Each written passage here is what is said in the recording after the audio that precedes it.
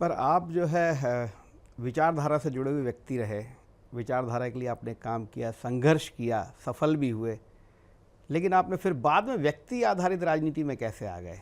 और उमा भारती के साथ उन्होंने जैसे ही पार्टी छोड़ी, नई पार्टी बनाई, तो आपने सीधे उनकी पार्टी ज्वाइन कर ली। देखिए, भारतीय जनता पार्टी के वर्तमान लोगों को बुरा लगे भला लगे जो भी कुछ है, पर मुझे आज भी लगता है कि उमा भारती के साथ घोर अन्याय हुआ था।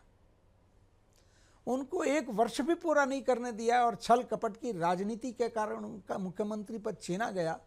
और किसी के भी प्रति अन्याय होता, साधारण व्यक्ति के प्रति भी अन्याय होता, तो मेरी आत्मा अंदर से बोल उठती है कि तुमको इसके लिए संघर्ष करना चाहिए, इसका पक्ष लेना चाहिए, इसके लिए लड़ना चाहिए।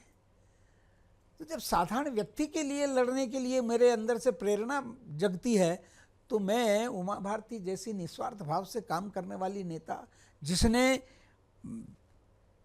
सत्ता प्राप्त करने के लिए संघर्ष किया और गांव-गांव घूमी थी चुनाव के पहले और दिग्विजय सिंह के शासन को उखाड़ फेंका था, उसको 1 वर्ष भी काम करने नहीं देना और षड्यंत्र पूर्वक उसको हटा देना, चाहे मेरी पार्टी में षड्यंत्र हुआ हो, मुझे मेरी आत्मा ने स्वीकार नहीं किया, इसलिए मैं उमा जी के साथ खड़ा नहीं, तो हूं। उमा भारती के बाद क्या किसी के साथ अन्याय नहीं हुआ क्या भाजपा में?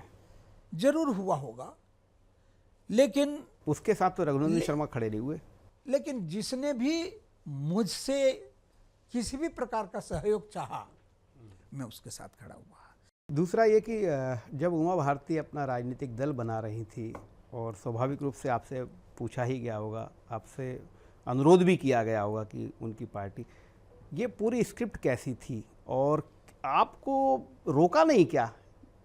उस समय जब उमा भारती बाहर निकली, उन्होंने संघर्ष किया, 4-6 महीने तक अकेले संघर्ष किया, तो मैंने ये कहा कि देखिए, पार्टी के खिलाफ मैं बगावत नहीं करूंगा, पार्टी में रहते हुए मैं विश्वासघात नहीं करूंगा पार्टी के साथ, गलत। आप जिस दिन नई पार्टी बना लेंगी, उस दिन मैं आपके साथ आकर के खड़ा हो जाऊंगा। और जब उन्होंने जनशक्ति पार्टी बनाने की घोषणा की, मैं उसी दिन उनके साथ चला गया। फिर वापसी कैसे हुई आपकी? उमा भारती जी ने एक दिन घर बैठे बैठे कहा, क्योंकि वो चंचल तो हैं और स्थिरता है, उन्होंने मुझे कहा कि रघुनंदन जी, एक न एक दिन मुझे वापस चलना है। एक गुरुमूर्ति जी थे जो उनसे प्रेरणा लेती थी, दक्षिण के बड़े विद्वान व्यक्ति, वकील थे, उनसे सलाह लिया करती थी। वो उनसे मिली और उन्होंने कहा कि गुरुमूर्ति जी ने कहा कि एक न दिन वापस विलय होना है और अपने को। तब मैंने कहा कि विलय होना तो ये व्यर्थ बेकार है, ये श्रम बेकार, क्यों हम इस संघर्ष को आगे बढ़ाएं, क्यों श्रम करें, क्यों जूझें। और इसलिए मेरे पास कैलाश जोशी जी के माध्यम से, शिवराज जी के माध्यम से, गौरी शंकर शेजवार मेरे से पहले चले गए थे और मंत्री थे, इन सब के माध्यम से मेरे पास समाचार आ रहे थे। तो इन समाचारों के बाद जब उमा जी का ये शब्द मैंने सुना, तो मैंने जाने का निर्णय किया कि भाई ठीक है, वो विलीन करें, उसके पहले ही अपन विलीन हो जाएं।